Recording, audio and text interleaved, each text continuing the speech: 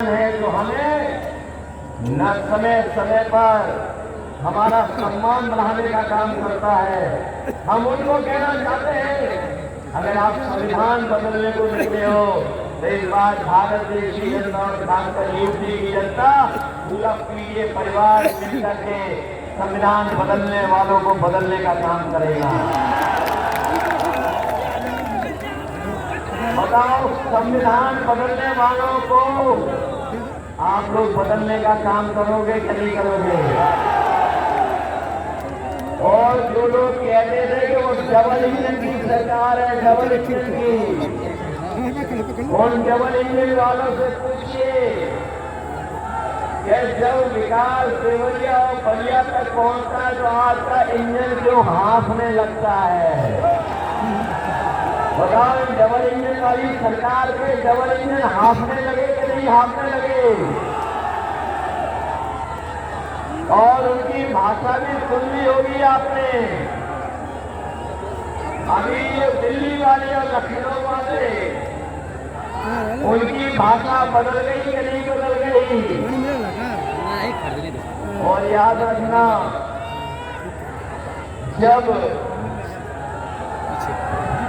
जब आत्मविश्वास लड़खड़ाता है, याद रखना साथियों, पत्रकार साथियों से भी कह रहा हूं मैं कि जब किसी का आत्मविश्वास लड़खड़ाता है तो जवान भी लड़खड़ा जाती है। जिनका आत्मविश्वास लड़खड़ा गया है उनकी जवान भी लड़खड़ाने लगी है। और बताओ वो क्या क्या बोलने लगे हैं? आपको तो पता होगा क्या क्या बोलने लगे हैं। ये इसलिए बोल रहे हैं क्योंकि जनता इनका साथ नहीं दे रही है। इस बार जब वोट पड़ेगा साथ में चलने, तो ये भारतीय जनता पार्टी वाले 7 समुंदर दूर दिखाई देंगे। ये जो संविधान बदलने निकले हैं उन्हें जनता बदलने का काम करेगी। और मैं आपको सावधान करने लिए आया हूं, ये वही भारतीय जनता पार्टी के लोग हैं जिन्होंने हमें और आपको वैक्सीन लगवा दी। जब वैक्सीन लगवाई तो कहा कि बीमारी ठीक हो जाएगी। ये हमारे पुलिस के लोग भी खड़े हैं, ये कर्मचारी लोग ये लगवाना नहीं चाहते थे लेकिन इनको भी जबरदस्ती लगवा दिया। बताओ, वैक्सीन लगने से जान को खतरा पैदा कर लिया कि नहीं कर लिया? न केवल खतरा पैदा किया है बल्कि अब जानकारी हुई है कि जिन लोगों की वैक्सीन लग गई है उनको बीमारी तो होगी, साथ में दिल की भी बीमारी हो जाएगी। बताओ, ये बात सच है कि नहीं है? और ये भी आपको जानकारी हो गई होगी कि जिस कंपनी से वैक्सीन लगवाई उससे इन्होंने पैसा भी वसूल लिया है। पैसा वसूला है इन्होंने। न केवल वैक्सीन लगवाने वाली कंपनी ने पैसा वसूला है बल्कि जो नीट सप्लाई करते हैं, जो नीट सप्लाई करते हैं दुनिया में, उनसे भी इन्होंने पैसा वसूला है। और अब वैक्सीन कंपनी वाली कह रहे हैं, जो वैक्सीन लगाई कंपनी वो कह रही है कि हम वैक्सीन वापस ले लेंगे। हमें बताए कोई जो वैक्सीन शरीर में लग गई है वो शरीर से वापस कैसे आएगी? हमें ये बड़ा मुश्किल है।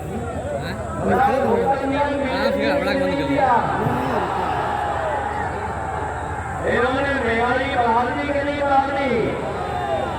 डीजल, पेट्रोल, जरूरत का सामान, खाने का सामान, सिलेंडर, गाड़ियां।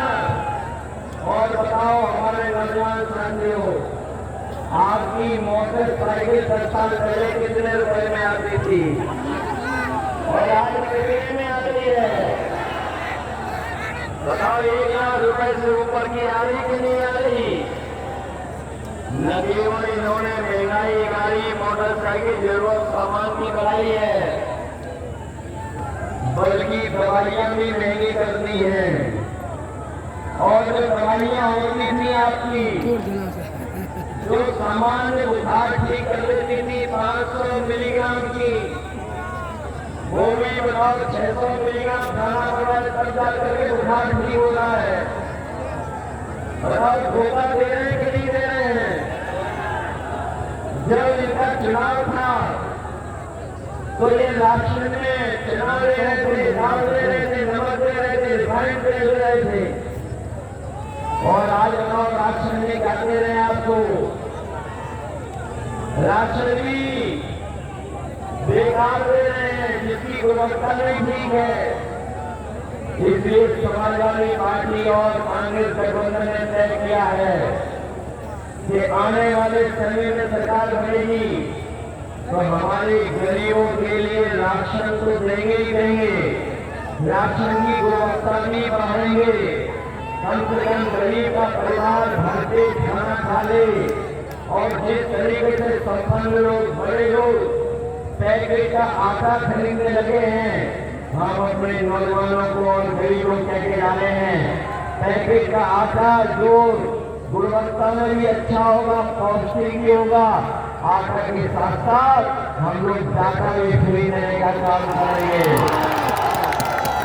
जहाँ पौष्टिक आटा आपका स्वाद बेहतर रखेगा, वही डाटा आपको आगे बढ़ने में मदद करने का काम करेगा।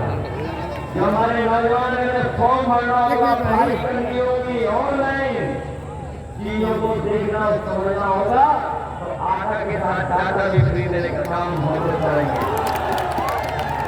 न केवल आटा डाटा बल्कि 30 लाख सरकारी नौकरियां खाली पड़ी हुई है जिनको भरा नहीं गया है। 30 लाख वो नौकरियां और फौज की नौकरियों को बढ़ा करके अपने नौजवानों को पक्की नौकरी दिलाने का काम होगा। जहां नौकरी मिलेगी वही हम आपको भरोसा दिलाते हैं कि आपके आरक्षण के साथ इनको खिलवाड़ नहीं करने देंगे, आरक्षण के साथ नौकरी देंगे। और हमारे 69,000 वाले जानते होंगे, इन्होंने पिछले कई वर्षों से लगातार आंदोलन किया है, लेकिन इनकी बातों की सुनवाई नहीं हुई है, इनके मामले की सुनवाई नहीं हुई है।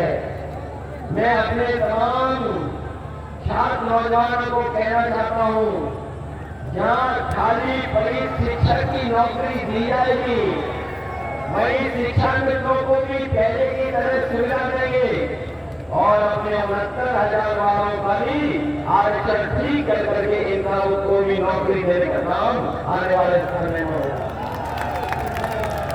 इसलिए मदद करिए आप सब लोग, बताओ मदद करोगे आप लोग?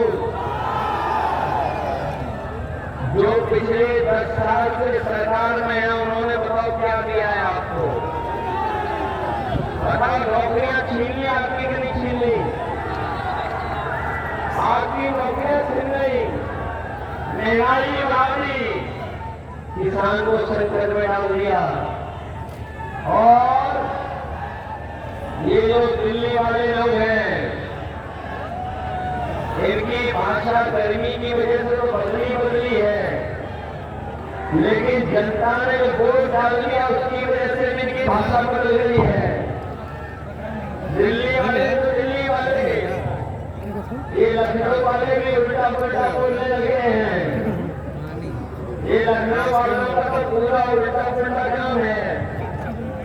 जो गलियों के एम्बुलेंस गाड़ी में पुलिस के लिए जो 100 नंबर दिया था वो 112 कर दिया, उसको भी खराब कर दिया। समाजवादी लोग कितना बड़ा लैपटॉप दे रहे थे, बताओ ये कितना बड़ा दे रहे हैं, और इतना रखनी दे रहे हैं कि उसको उंगली खींचते हुए चलता ही नहीं है। इसलिए सावधान हो के नहीं सावधान हो। जहां हम अपने समाजवादी साथियों से अपील करने आए हैं, वही हम अपने बहुजन समाज के लोगों से भी कहेंगे। ये लड़ाई देश को बचाने की है। ये लड़ाई बाबा साहब भीमराव अम्बेडकर जी का दिया हुआ संविधान को बचाने की है। संविधान बचेगा तो हमारा लोकतंत्र बचेगा, संविधान बचेगा तो हमारा आरक्षण बचेगा। बीजेपी हारेगी तो हमारा संविधान बचेगा। बीजेपी हटाओ नौकरी पाओ, बीजेपी हटाओ रोजगार पाओ। इसलिए आप लोग सावधान रहोगे कि नहीं सावधान रहोगे? इधर देखने को मिला है कि जब ये लोग हारने लगे हैं तो हमारे वोट को रोकना चाहते हैं, लेकिन यहाँ तो बागी बलिया के लोग हैं। हमारे बलिया के लोगों के अंदर पल है, रुक तो नहीं आओगे आप लोग? अगर ये रोके वोट डालने के लिए तो रुक तो नहीं आओगे? अपना वोट डाल के आओगे और अपना वोट को डालना ही डालना। यही वोट है जो भारतीय जनता पार्टी को हराएगा। ये बीजेपी वालों ने बहुत झूठ बोला है। बताओ झूठ बोलते हैं कि नहीं बोलते हैं? और इलेक्टोरल बॉन्ड के नाम पर इन्होंने बड़े बड़े लोगों से पैसा वसूल लिया कि नहीं वसूल लिया? और न केवल वसूला है, लेकिन जब से जनता जान गई है कि इन्होंने इलेक्ट्रोल बॉन्ड से इन्होंने चंदा वसूला है, न केवल इनकी पोल खुल रही है बल्कि इनका बैंड भी बच चुका है। इलेक्ट्रोल बॉन्ड की वजह से बताओ भारतीय जनता पार्टी का बैंड बच गया कि नहीं बच गया? इसलिए आप सबसे हम अपील करना चाहते हैं, यह चुनाव में समय नहीं बचा है।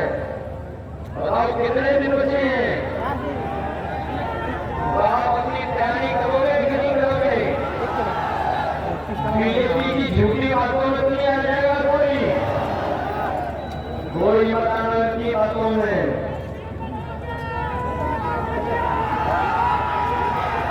इसलिए वोट दीजिए, मदद करिए। आपने क्लाइमेट चेंज के बारे में तो सुना होगा।